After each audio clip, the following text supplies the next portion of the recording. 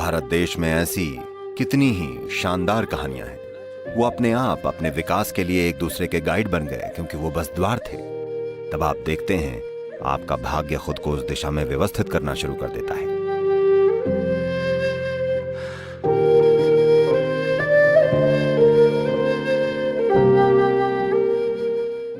भारत में ऐसी कितनी ही शानदार कहानियां हैं कि स्त्रियां कैसे दिव्यदर्शी बन गईं, बस यूं ही अपने पतियों के प्रति समर्पित होकर, क्योंकि उन्होंने उसे एक आदमी की तरह नहीं देखा।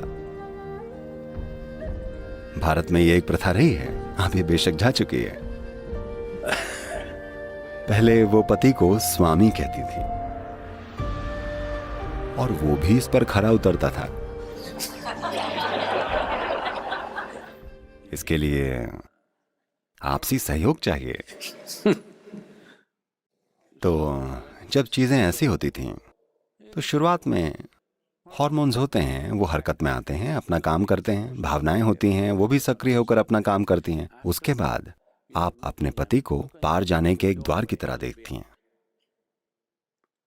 और क्योंकि हर किसी को किसी न किसी तरह की आध्यात्मिक ट्रेनिंग मिला करती थी, ये वो समय था, तो वो अपने विकास के लिए एक दूसरे के गाइड बन जाते थे। और ज्यादातर, अधिकतर ऐसी व्यवस्था से हजारों महिलाएं दिव्यदर्शी बन गईं, पुरुष नहीं बने, क्योंकि वो बस द्वार थे। जो द्वार से गुजरते हैं वो कहीं पहुंच जाते हैं, पर द्वार कहीं नहीं पहुंचता।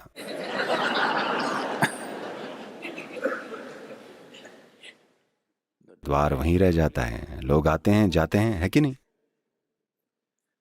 भारत में ऐसे कितने ही शानदार एग्जाम्पल हैं कि स्त्रियां कैसे दिव्यदर्शी बन गईं, बस इसलिए क्योंकि उनकी भावनाएं एक ही दिशा में थीं, बस एक ही दिशा में। ये एक पल को भी बदली नहीं। देखिए, जैसी शिक्षा आपको दी गई है उसका स्वभाव ही ऐसा है। आप मानते हैं कि आप अपना मन किसी चीज पर फोकस्ड रख सकते हैं, पर आप ऐसा नहीं कर सकते, है कि नहीं?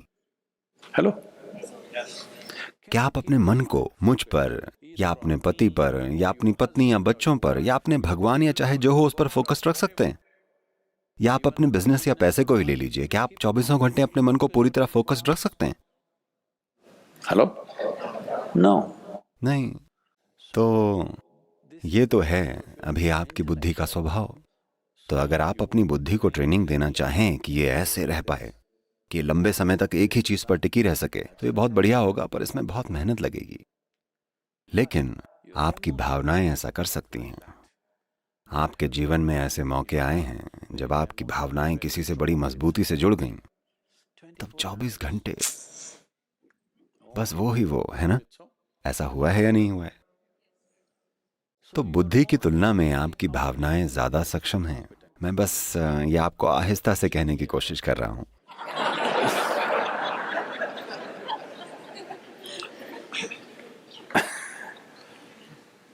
Hello, it okay?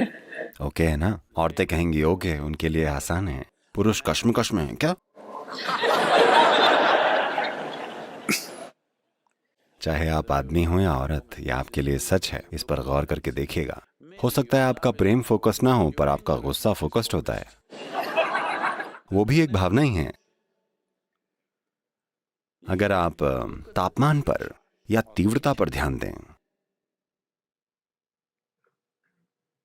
अपने जीवन के कितने पलों में आपको ऐसे विचार आए हैं जो कि गर्मा गर्म तीव्रता के साथ जल रहे थे, पर आपने ऐसी भावनाएं महसूस की हैं, है ना?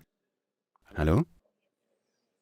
अपनी बुद्धि की तीव्रता को झटका देकर चढ़ाने की तुलना में अपनी भावना की तीव्रता को झटका देकर चढ़ाना ज्यादा आसान है, क्योंकि पहले वाले में बड़ी मेहनत लगती है। बुद्धि की तीव्रता को बनाए रखने के लिए बहुत सारा काम करना पड़ता है।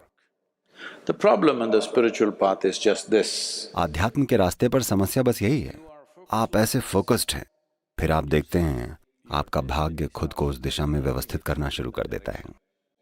फिर आप ऐसे हो जाते हैं, कभी आप वैसे हो जाते हैं, तब भाग्य अव्यवस्थित होने लग जाता है। आप में से हर किसी ने जिसने इनर इंजीनियरिंग प्रोग्राम किया है, कभी न कभी ये अनुभव किया होगा कि जब आप कार्यक्रम में आए अचानक ऐसा लगा कि आपको अपनी जीवन का रास्ता मिल गया है, बूम। पर फिर आपने धीरे धीरे खुद का ध्यान भटका लिया और ये बिखर गया। आपको समझना होगा कि रास्ता तय कर लेने के बाद आपको रास्ते पर टिकना पड़ेगा अगर आपको उड़ना है तो। अगर आप ऐसे ऐसे ऐसे करेंगे, वैसे भी हम सब इधर ही जा रहे हैं। हेलो? नहीं, सब सोचते हैं कि वो ऐसे जा रहे हैं, उसका कोई सबूत नहीं है। नीचे जाने का सबूत है, हाँ या ना? आपके पास कोई सबूत है कि आप ऊपर जा रहे हैं? नहीं, पर इसका सबूत है कि आप नीचे जरूर जाएंगे। हाँ, अगर आप उनमें से हों जो मंगल पर दफन होने का खर्चा उठा सकते हैं।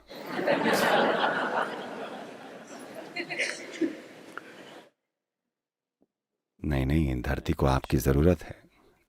भले ही जिंदा रहते हुए आप काम के ना हों, पर मरने के बाद धरती को आप अच्छे लगते हैं। हाँ, वाकई धरती माता आपको वापस पाना चाहती हैं। प्लीज इसके लिए उन्हें मना मत कीजिएगा।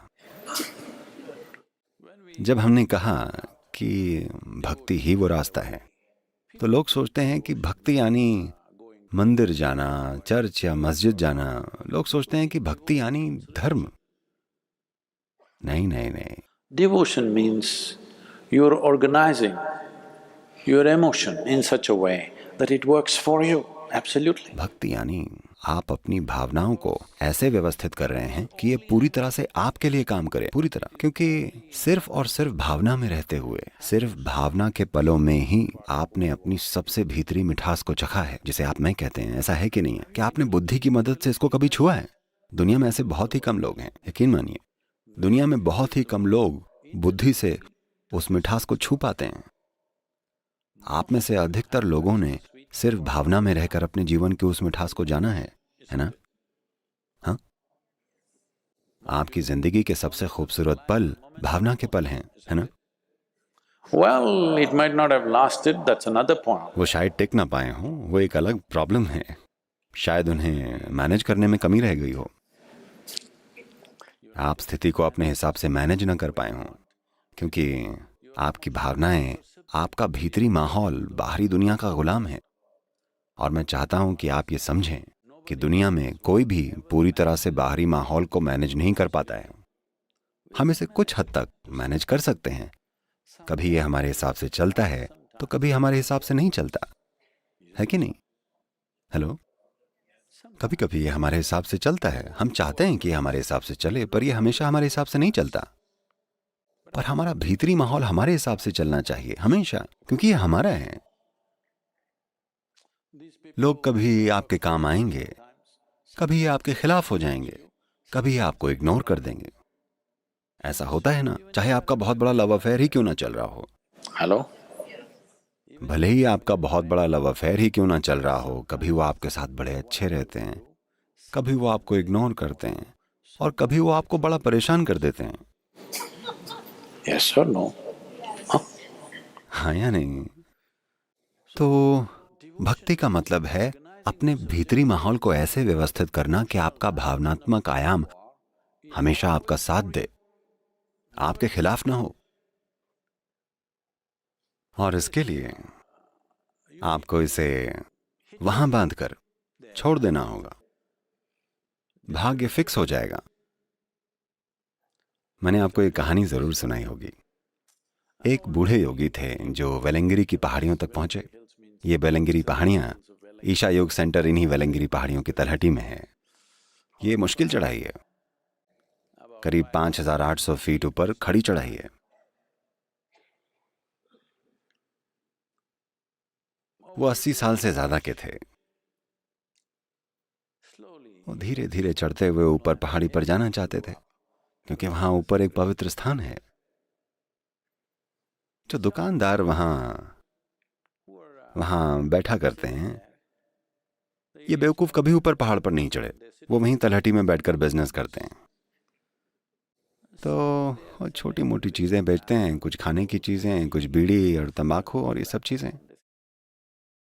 वहां बैठे बैठे बीड़ी पीते पीते वो इस योगी को देखकर बोले, ओए बूढ़े आदमी, तुम्हें पता है ये पहाड़ी कितनी ऊंची है? हम भी वहां ऊपर नहीं गए हैं। तुम्हें लगता है तुम्हारे जैसा बूढ़ा ये पहाड़ चढ़ पाएगा?